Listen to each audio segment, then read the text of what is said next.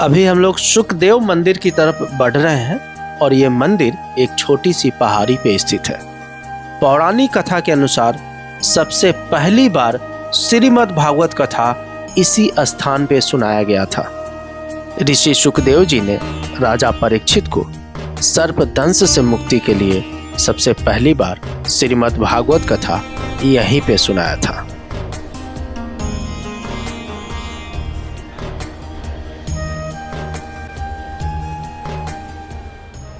नमस्कार दोस्तों, एक बार फिर से आपका स्वागत है आपके अपनी चैनल वीकेंड शूटर्स में। और दोस्तों, आज वीकेंड शूटर्स की टीम आ गई है शुक्रताल।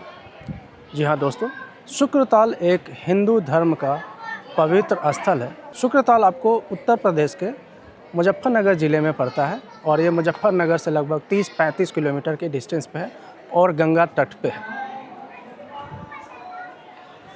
कहा जाता है दोस्तों कि शुक्रताल का रिलेशन जो है महाभारत काल से है। कहते हैं कि आज से 5000 वर्ष पहले अभिमन्यु के पुत्र महाराजा परीक्षित को यहीं पे सुखदेव महाराज जी ने पहली बार श्रीमद् भागवत कथा सुनाई थी। ये पीछे जो बट वृक्ष देख पा रहे हैं, ये 5500 साल पुरानी है। इसी बट वृक्ष के नीचे महाराजा परीक्षित को गोस्वामी सुखदेव जी ने श्रीमद् भागवत कथा सुनाई थी। अभिमन्यु पुत्र महाराज परीक्षित को सर्प दोष लगा था और उससे मुक्ति के लिए सुखदेव गोस्वामी जी ने श्रीमद् भागवत कथा सुनाई थी और फिर वो सर्प दोष से मुक्ति पाए थे। और भी डिटेल्स आपको देंगे वीडियो में।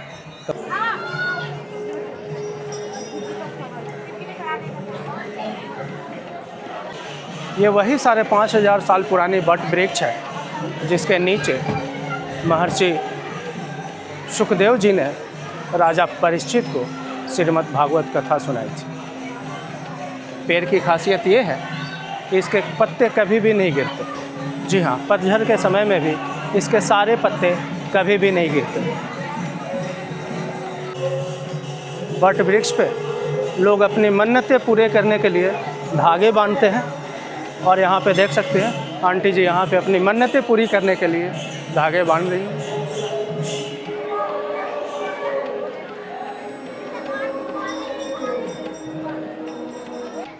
आप देख सकते हैं 5500 साल पुरानी बट वृक्ष और इसी बट वृक्ष के नीचे सुखदेव महाराज जी ने राजा परीक्षित को श्रीमद् भागवत कथा सुनाई थी।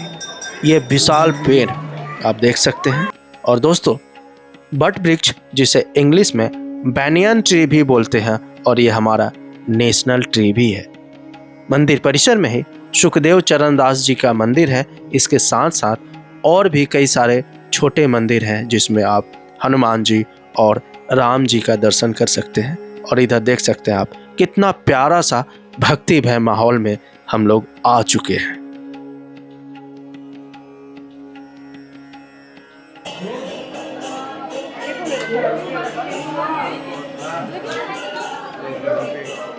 और ये देख सकते हैं भक्तिमय माहौल बड़ा प्यारा सा। गोविंद राधे गोविंद राधे राधे राधे गोविंद गोविंद राधे।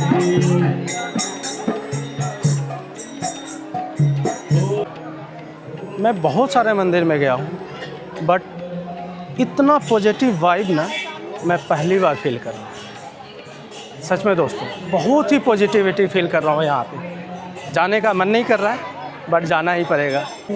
यहाँ पे खासियत ये है कि आप जब भी आएंगे कोई ना कोई संत महाराज यहाँ पे आपको श्रीमद् भागवत कथा सुनाते हुए दिखेंगे। तो दोस्तों, धर्म के साथ साथ आपको ज्ञान की भी प्राप्ति हो सकती है। तो एक बार आप यहाँ ज़रूर आएँ।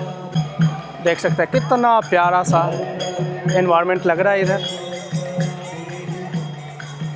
बहुत ही पॉजिटिविटी। दोस्तों, शास्त्र में ऐसा कहते हैं कि राजा परीक्षित एक दिन शिकार के लिए निकले थे। उन्हें जंगल में जोर की प्यास लगी और वह पास में ही शमीक ऋषि के आश्रम में पहुंचे। तब ऋषि समाधि लगाए बैठे थे। ऐसी अवस्था में राजा की ओर ध्यान का कोई सवाल ही नहीं था।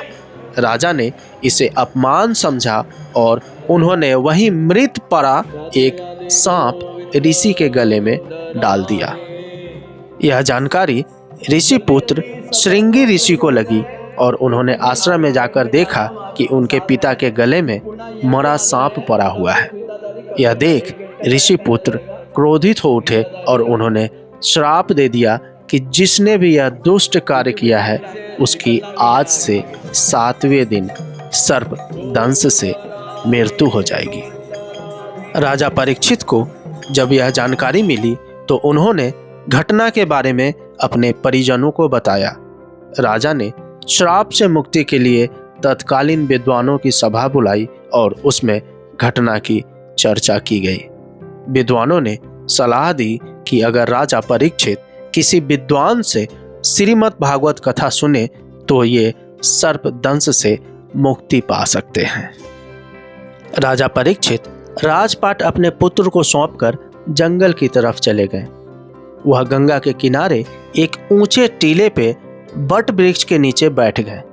वहां अनेक ऋषि मुनि भी आ गए। इसी बीच उधर से विचरण करते परमहंस सुखदेव महाराज वहां आ गए। उन्होंने ऋषि मुनियों के इस प्रकार से एकत्रित होने का कारण जाना। कहते हैं कि परमहंस सुखदेव महाराज को राजा परीक्षित पर दया आ गई और उन्होंने श्रीमद् भागवत कथा कहने के लिए राजी हो गए। उन्होंने उस बट वृक्ष के नीचे बैठकर श्रीमद् भागवत कथा सुनाई। तभी से यह स्थान एक तीर्थ स्थान बन गया जिसे शुक्रताल के नाम से जाना जाता है। ऐसी मान्यता है कि यहाँ आने वाले तीर्थ यात्रियों को एक साथ कई लाभ मिलते हैं। कथा सुनने का अवसर, उस बट वृक्ष के दर्शन करने का और मोक्षदायिनी गंगा स्नान का भी मौका उन्हें मिलता है। दोस्तों, अगर आपका कोई भी प्रश्न, कोई भी क्वेरी है तो आप कृपया कमेंट बॉक्स में लिखें। हम कोशिश करेंगे कि जल्द से जल्द आपको जवाब दे सके। इसके साथ साथ दोस्तों, अगर वीडियो पसंद आई है तो इसे लाइक, कमेंट और शेयर करना ना भूलें। और दोस्तों, अगर चैनल पर नए आए हैं तो रिक्वेस्ट है कि चैनल को सब्सक्राइब भी कर ले। और उन दोस्तों का बहुत बहुत धन्यवाद जिन्होंने पहले ही हमारे चैनल को सब्सक्राइब कर रखा है।